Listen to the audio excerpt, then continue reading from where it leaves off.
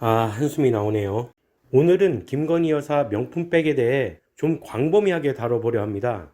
아시다시피 김건희 여사의 명품백 사건은 서울의 소리 기자가 자기 돈으로 명품백을 사서 그래서 경찰 조사를 받죠. 최재형 목사에게 대리 전달시키고 그걸 손목시계 카메라로 몰래 찍고 서울의 소리 대표가 기획하고 대놓고 함정 취재라고 했죠.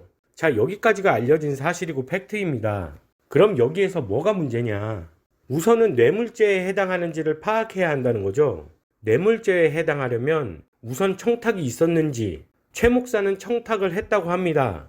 최초 검찰 조사에서 감사의 의미였다고 했고, 이건 접근 용도라고 생각돼요.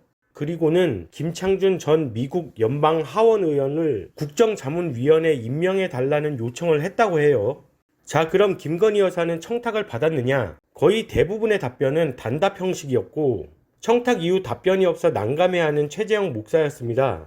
그리고 가장 중요한 최재형 목사의 최초 접근은 선친의 지인으로 만났던 거죠. 그러니까 이 사건을 요약하면 함정 취재를 해서 꼭 김건희 여사를 뇌물받은 사람으로 만들면 서울의 소리는 좌파로서의 역할을 다 한 거고, 최 목사는 꼭 청탁이어야만 하고 청탁이 사건의 핵심이라고 검찰도 판사도 아닌 최 목사가 반드시 그래야 한다고 주장하고 있고, 김건희 여사는 받긴 받았는데 뭘 들어준 건 없고 입장을 해명하지 않고 있고, 민주당과 지지자는 이걸로 나락 보낼 수 있을 것 같은데 김정숙, 김혜경, 이재명만 방어하면 되고, 이런 게 소란스러워서 이득 보는 건 민주당이고, 이런 내용입니다. 자, 그럼 이제 생각을 좀 해봐야겠죠.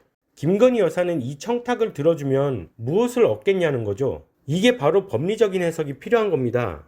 핸드백을 받고 해준 거 아니냐, 이런 말은 50억 재산이 없는 사람이 하는 말이고요.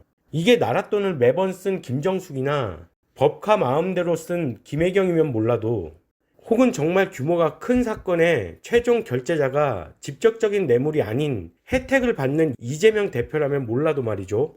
이건 누가 봐도 목소리를 엄청 내는 30% 지지자의 여론으로 몰고 간 사건으로 밖에 보여지지 않습니다.